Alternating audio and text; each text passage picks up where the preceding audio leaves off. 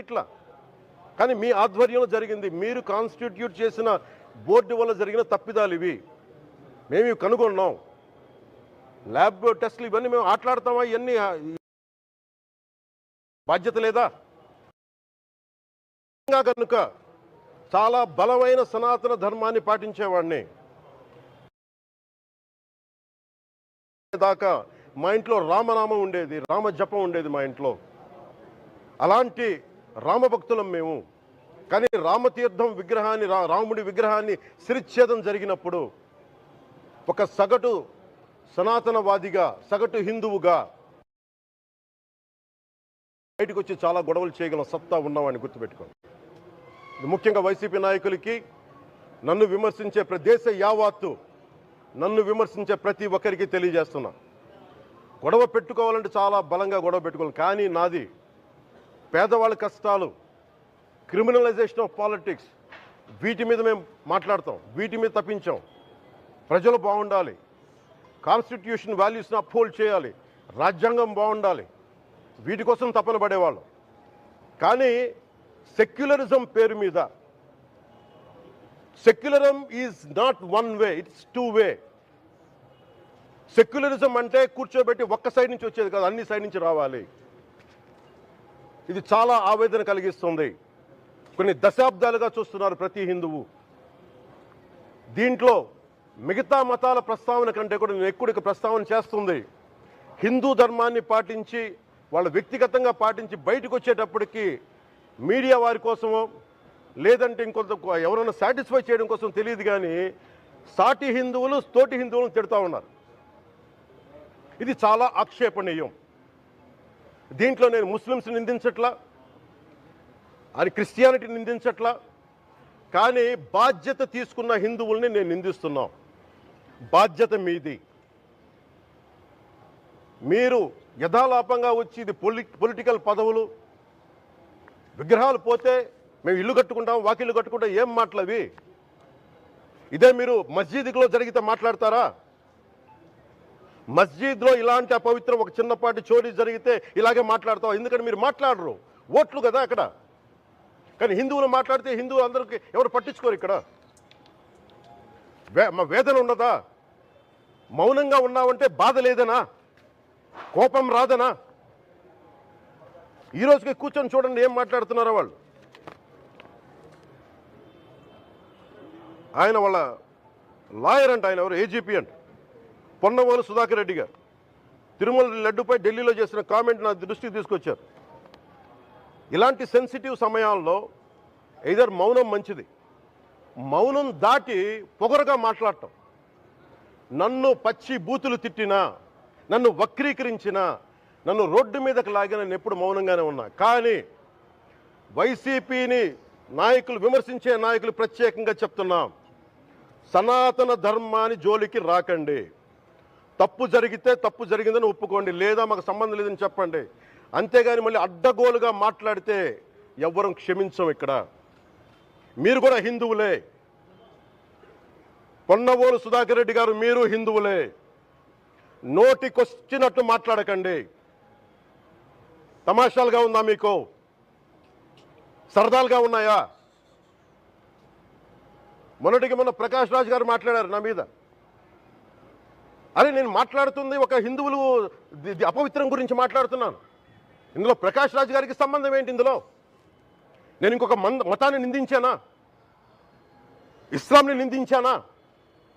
క్రిస్టియానిటీని నిందించానా?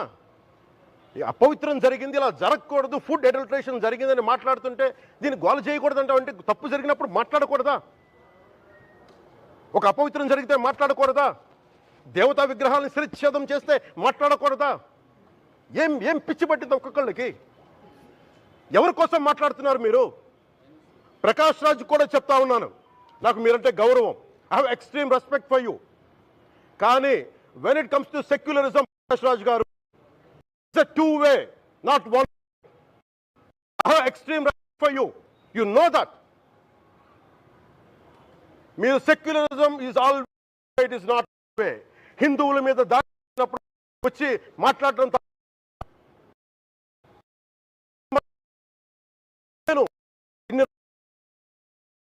మంది కౌలు రైతులకు ఇచ్చాను, ఎంతమంది ముస్లిం ఇస్లాం రైతాంగానికి ఇచ్చాను నేను. ఇదే ఎన్ని మద్రాసాలకి డబ్బులు ఇచ్చాను నేను, 25 లక్షలు 30 లక్షలు ఇచ్చాను, నేను ఇచ్చినవాడిని. నేను నాకు అన్యమతం ఇస్లాం మీద గౌరవం ఉన్నవాడిని, క్రిస్టియానిటీ మీద గౌరవం ఉన్నవాడిని, చిన్నప్పటి నుంచి కూర్చొని మిషనరీ స్కూల్లో చదువుకున్నవాడిని. నా టీచర్ చెప్పిన సూక్తి తను తగ్గించుకున్నవాడు హెచ్చింపబడినని చెప్పి బైబుల్ సూక్తిని ప్రతిసారి కోట్ చేస్తూనే ఉంటాను.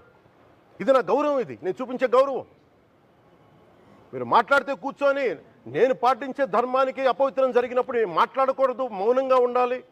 సెక్యులరిజంకి విఘాతం అంటే ఏంటి? సెక్యులరిజంకి విఘాతం నా ఇంటి మీద దాడి జరిగినప్పుడు నేను మాట్లాడకూడదా? నా ఇల్లు 10 మందికి ఆశ్రయం ఇస్తుంది. నా సనాతన ధర్మం అన్ని ధర్మాలకి ఆశ్రయం అయితే దానికి దాడి జరిగినప్పుడు, దాని మీద అపవిత్రం జరిగినప్పుడు దానికి కూడా మాట్లాడకూడదంటే ఏం మాట్లాడాలి మీతోటి? ప్రకాష్ రాజ్ గారు, you have to learn your lessons. I respect you. It's not just Prakash Raj Garu, all the people who thinks in the name of secularism, you're going haywire.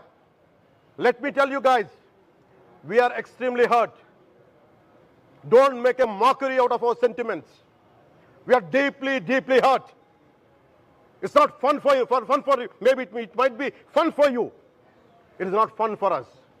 It's a deep anguish, deep pain. Don't you ever forget. Before you come and think 100 times and talk about Sanatana Dharma. Enough of this. చాలు. ఇష్టానికి మాట్లాడుతూ ఉన్నారు సనాతన ధర్మం మీద. అయ్యప్ప స్వామి మీద మాట్లాడతారు, సరస్వతి దేవి మీద మాట్లాడతారు, అల్లా మీద మీరు మాట్లాడగలరా? మహమ్మద్ ప్రవక్త మీద మీరు మాట్లాడగలరా? జీసస్ మీద మీరు మాట్లాడగలరా? అందరూ కూర్చొని సనాతన ధర్మం మీద, వినాయకుడి మీద జోకులు వేస్తారు, దుర్గాదేవి మీద జోక్స్ వేస్తారు, సరస్వతి దేవి మీద జోక్స్ వేస్తారు. మా మనోభావాలు గాయపడవా? మాకు బాధ ఉండదా? అందుకే నేను ప్రతిపాదించింది ఏంటంటే ప్రతి దానికి రావలేకపోతున్నాం. సనాతన ధర్మ రక్షణ board is order of the day. ప్రతిసారి కూర్చోబెట్టి మేము డిఫెండ్ చేసుకోలేం. ఇది ప్రతి సగటు హిందువు తాలూకు ధర్మం. ఇదే ఇస్లాం మీద దాడి జరిగితే ఎంతమంది బయటకు వస్తారు, ఎంతమంది నిరసన తెలియజేస్తారు? రోడ్ల మీదకి రమ్మని చెప్పట్లా. కనీసం మీకు కోపం కూడా రాకపోతే మేము ఏం చేస్తాం? గుడికి వెళ్ళే ప్రతి హిందువు బాధ్యత కాదా ఇది? నా ఒక్కరి బాధ్యతైనా, మా బాధ్యతైనా, మీది కాదా? ధర్మాన్ని మీరు పరిరక్షించరాదు, మీ బాధ్యత కాదా? ఈయన పొన్నవోలు సుధాకర్ రెడ్డి గారు మాట్లాడేది, పంది కొవ్వు చాలా ఖరీదైంది, ఆ కొవ్వు లడ్డు నెయ్యితో ఎలా కలుపుతారు? నెయ్యి 300 రూపాయలు ఉంటే పంది కొవ్వు 1200 రూపాయలు. బంగారంతో రాగి కలుపుతారా? ఇత్తడిలో పుత్తడి కలపరు. చెంబు తయారులో ఎవరైనా బంగారం కలుపుతారా? మదమెక్కిన మాటలు పొన్నవోలు సుధాకర్ రెడ్డి గారు. మదమెక్కి వస్తే ఇట్లాంటి మాటలే వస్తాయి. మీరు నా మీద కోర్టులో కేసులు వేసుకుంటారో ఏమి చేసుకుంటారో చెప్తా. మీరు ఏజీపీలు కదా, మీ దగ్గర వేల కోట్ల డబ్బులు ఉన్నాయి కదా, వేసుకోండి కోర్టులో, చెప్పండి. సనాతన ధర్మానికి నోటికొచ్చినట్టు మాట్లాడితే మిమ్మల్ని అందరినీ రోడ్ల మీదకి లాగుతాం, గుర్తుపెట్టుకోండి. తప్పు జరిగింది, ప్రాయశ్చిత్తం చేసుకోండి, లేదంటే మౌనంగా మాట్లాడకుండా ఉండండి అంతే. మా మనోభావాలు ఇంకా రెచ్చగొట్టేలా మాట్లాడొద్దు.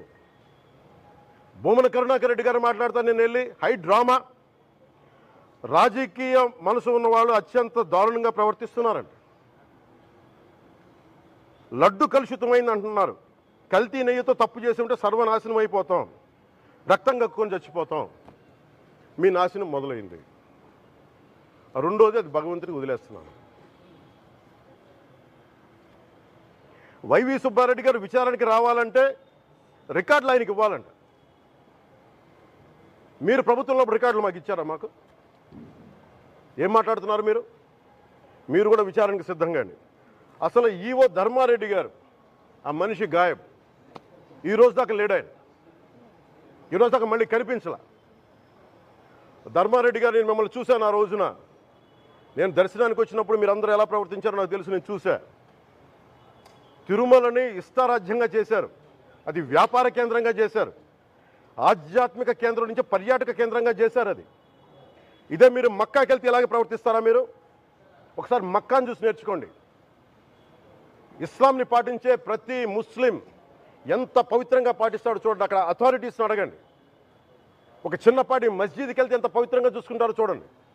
ధర్మారెడ్డి గారు, మీరు హిందువులా? మీ ఇష్టానికి మీరు చేసేసుకుంటారా? మీ బిడ్డ చనిపోయాడు, చనిపోయిన కనీసం 11 రోజులు లోపలికి రాకూడదంటే ఈ లోపల వచ్చేస్తారా మీరు? మేము మర్చిపోయామనుకుంటున్నారా? ఆగమ శాస్త్రం చెప్పింది మీకు ఇదేనా? అంటే గవర్నమెంట్ ఉద్యోగులు అయితే ప్రభుత్వం మీ నియమిస్తే మీ ఇష్టానికి చేసేసుకుంటారా? మాకు బాధలు ఉండవనుకుంటున్నారా? ఇదే మీరు ఒక ఇస్లాంకి చేస్తే అపచారం జరిగితే మీరు ఏం చేస్తారు? బయట రోడ్ల మీదకి వచ్చి మీరు కూర్చోబెట్టి దాన్ని పొలిటికలైజ్ చేస్తారు. మీరు పొలిటికలైజ్ చేస్తారు. నేను నిజంగా చెప్తున్నా, జగన్మోహన్ గారికి కూడా చెప్తున్నా, మీరే కనుక నేనే కనుక సనాతన ధర్మం మీద పోరాటం చేయాలని నన్ను ఆపేవాళ్ళు ఎవరు లేరు ఈ దేశంలో, గుర్తుపెట్టుకోండి. నేను కనుక సనాతన ధర్మం కోసం నేను పోరాటం చేస్తే చచ్చిపోవడానికి సిద్ధం నేను.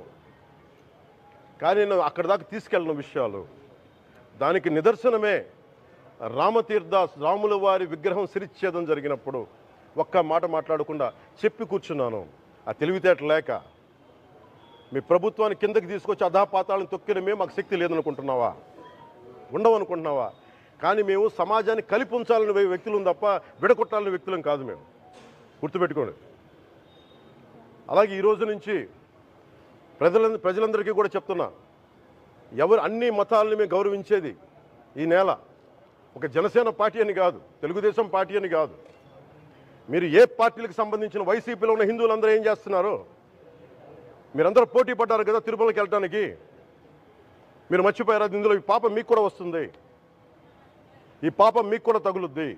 మీ మౌనం కూడా మొత్తం జాగ్రత్త, తరాలు నాశనం అయిపోతాయి. మీ మౌనం మంచిది కాదు.